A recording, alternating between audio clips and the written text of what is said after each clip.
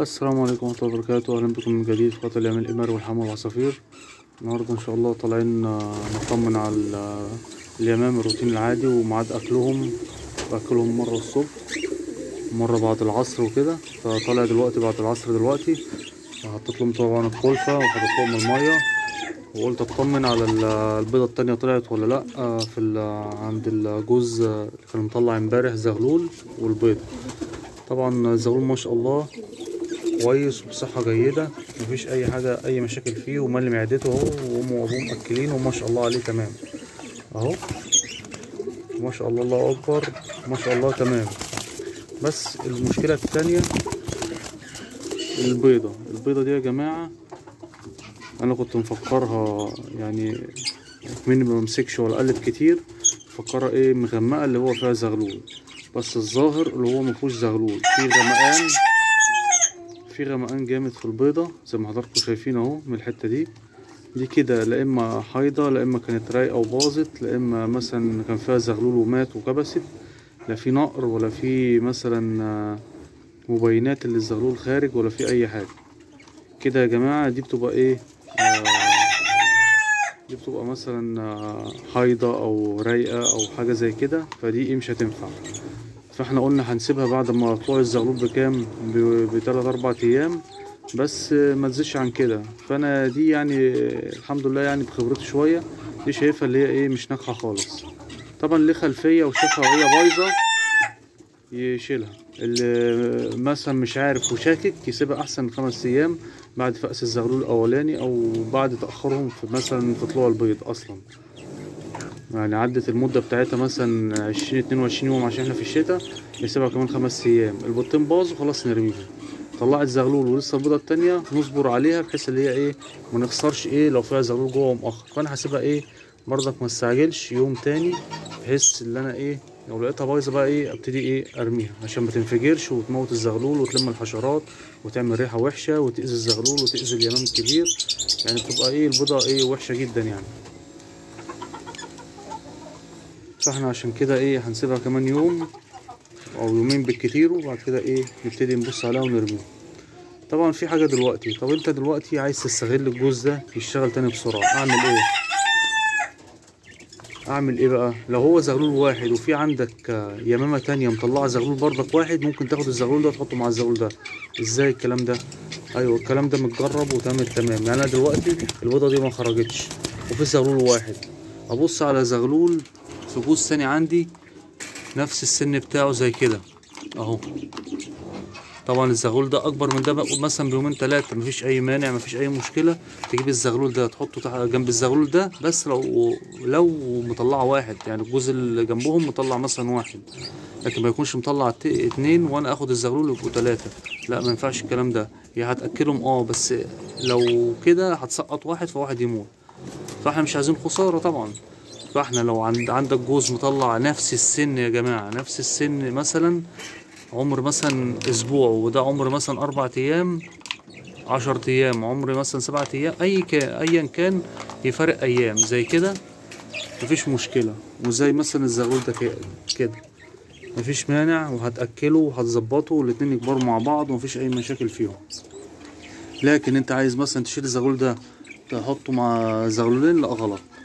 او تاخد الزغلول الصغير تحطه مع زغلولين كبار زي دول. يعني انا اجيب الحته اللحمه اللي لسه خارجه عمر يومين او 3 ايام او 5 ايام تحطه مع زول زي ده، يبقى انت بتظلمه، ويبقى انت كده ايه بتموته بايدك يعني. لا يعني مثلا دي مطلعه واحده اهي، ابص على الجزء التاني مطلع واحده زيها، وقلت بقى عايزين يشتغلوا اجيب اللي زيها كده من الجزء التاني وجاي حاطه. واخدين بالكم معايا من الحته دي؟ طبعا دي حاجه مهمه ولازم ايه ناخد بالنا منها، بحيث ان احنا ايه ما نحطش اي زغلول مع بعض. مثلا هنقول تاني، يعني زغلول زي ده اهو، جوز يمام مطلع زغلول اهو، وانا عندي الجوز التاني مطلع زغلول زي ده. فانا عايز اخلي بقى اليمام يشتغل، اجيب الزغلول ده احطه مع الزغلول ده بحيث ان هما الاتنين سن بعض ياكلوه، مفيش اي مشاكل فيهم، مش هيضربوه، مفيش اي مشاكل فيه خالص. عندي مثلا الزغاليل دي مثلا مطلعه ما شاء الله 2، افرض مثلا مطلعه واحده وانا عايز الجوز التاني مثلا ده مطلع واحده، ده مثلا شغال، ده عايزه يشتغل، البيضة التانية باظت، اجيب الزغلول ده نفس الحجم ده واقوم جاي حاطه في كده، نفس العمر، ما فرقتش 4 5 ايام، مفيش مشكلة. انتوا واخدين بالكم معايا يا جماعة؟ برضك الحوار ده برضك بيحصل في البيض. دي مثلا، ده مثلا الجوز ده مثلا لسه بيحضر بيض، بيضة واحدة راقد عليها بقاله 5 ايام، في جوز تاني بيض بيضة واحدة بس، فرق يوم او يومين او 3 ايام اقصاها، بيض بيضة وده بيض بيضة، اخد البيضة التانية احطها على البيضة، البيضة اللي معاه، اي جوز بقى تختاره انت عايزه يشتغل، تاخد البيضة بتاعته وتنقلها مع الجوز التاني، بس ما تفرقش ما تعديش ال5 ايام، او يعني الافضل 3 ايام. بس انت تكون حاسب، ما يكونش مثلا البيضة متباضة راقدة بقالها اسبوع، ودي مثلا متباضة النهاردة او بكرة ورقدت، ما هو فرق يوم، دي هترقد زيادة ودي هترقد يوم زيادة، هتنقلهم مثلا هيبقى فرق ايه 5 6 ايام، لا الزغلول كده هيفقس قبل الزغلول التاني وهيكبر، وهتلاقي الزغلول التاني صغير، فممكن يدوس عليه وممكن يموته، ممكن ما يبصروش ياكلوه، لا فاحنا هنظلم. خلوا بالكم برضك من النقط دي يا جماعه، بحيث ان احنا ايه، احنا بنعمل كده بحيث ان احنا ايه ما نعطلش الجواز الشغال. ده جوز الشغل خلاص، الجوز ده مثلا مطلع الزغلولين خلاص تمام، ما اجيش عنده لحد ما يكبرهم وتعمل تمام ونقلهم. لكن مطلع مثلا زغلول اهو وكبر اهو، والجوز التاني مثلا اللي فوقيه مطلع نفس الزغلول ده، ياخد الزغلول ده يحطه على الزغلول ده هياكلوه مفيش اي مشاكل. طبعا معروف على اليمام الامري حنين وبيحافظ على زغاليله ومش شرس، مفيش حاجه. لو بلدي ممكن يعمل معاك يعمل معاك الغلط، ممكن يضربه ويعوره، ما ياكلوش اصلا، ما ياكلش زغلوله كمان اللي فاقسه هو كده. لكن اليمام الامري نقلت له بيض، نقلت له زغاليل، مفيش اي مشكله. الزغاليل الاعمار بتاعتهم برضك مش هتفرق، 7 ايام 10 ايام، لكن البيض لازم اقصاها حاجه 3 ايام، تكون دي بيضه مثلا بيضه ودي بيضه، تحط البيضه دي على دي، بحيث انت الجزء التاني يبقى فاضي، يبقى انت استغلت جوز يبيض بيضتين، ما يعطلش نفسه بزغلول واحد اما يكبر الوقت ده كله. لا انا حطيت لك البيضه التانيه بحيث ان انت تطلع لي زغلولين، والجزء التاني يبتدي ايه يشتغل. ربنا كرمك وبيض البيضتين ماشي، يعني بيض بيضه واحده، لو في اي جوز تاني برضك عايز تعمل نفس الحوار ده ايه تعمل. طبعا لما بيكبروا انت توفق بقى، اذا كان ذكورة او نوتي او ذكر، وانت وحظك، مفيش اي مشاكل. ماشي يا جماعة، واخدين بالكم من المعلومة دي؟ طبعا معلومة جميلة، وكل واحد مثلا عايز ينتج اكتر، عايز يشغل اكتر، مش عايزة مثلا اعطي جوز شغال مطلع 2، مطلع واحدة والجوز التاني مطلع قدامه واحدة، لا انا احط ده على ده، اللي تفرق ايام بسيطة، لكن ما نحطش برضك فرق ايام كتير بين البيض وبين الزغاليل عشان ما نضرهمش. احنا عايزين نستغل ونكسب، مش عايزين نضر ونخسر، ولا نبقى سبب مثلا في اللي احنا ايه نأذي حاجة او نموت حاجة ايه بايدينا.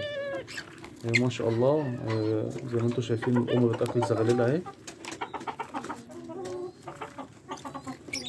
ما شاء الله عليها، بدها انها مثلا تاكل وتظبط نفسها وتشرب ميتها، وبعد كده تخش على الزغاليل تبتدي ايه تاكل فيها. طبعا يا جماعه في وقت الزغاليل ده تقول ناكل ايه، اكل كلفة الحمام، مرضوش ياكلوا مثلا الحبوب الكبيره، في ناس كتير بتشتكي من اللي هما ما بياكلوش الفول او ساعات الذره الصفراء او البسله، في حاجات معينه على حسب ما تعود اليوم بتاعك. جايين مثلا بياكلوا ذره عوجه بس، بياكلوا قمح بس، بياكلوا مثلا عدس، متعودهم على الحاجات دي، ممكن تجيب لهم ادام بتاكل زغاليل ممكن تجيب لهم فلارس بتاعه العصافير، بس الحاجات دي يعني ايه بتبقى غاليه شويه، الفلارس، البلقم، الدنيبه، العدس ابو جبه، ما قدرتش تجيب العدس عشان غالي برضك، دور العويجه، القمح، تبتدي مثلا تجيب له بسله جميله برضك بيحبوها. الحاجات دي كلها بتفيدهم وتفيد الزغاليل، يعني ما شاء الله تبارك الله، الحاجات دي كلها فيها فيتامينات عاليه، ولازم كله ما تاكلهمش نوع واحد، لازم تكمل البروتينات بتاعتهم. طبعا فهمنا ان شاء الله يا جماعه الحوار بتاع الزغاليل والبيض ده، وما شاء الله الزغلولين البق يعني حاطه الزغلولين في بقها، وما شاء الله ايه بتاكلهم، دي بتدل على ايه ما شاء الله، اللي هي حاجه كويسه، يعني اللي هي واكله كويس، اللي هي صحتها ما شاء الله كويسه، مفيش اي مشاكل فيها. طبعا ما تنسوش اللايك والشير والاشتراك في القناه، في اي سؤال في اي حاجه تابعونا، وان شاء الله ايه نتواصل مع بعض. شكرا ليكم، والسلام عليكم ورحمه الله وبركاته.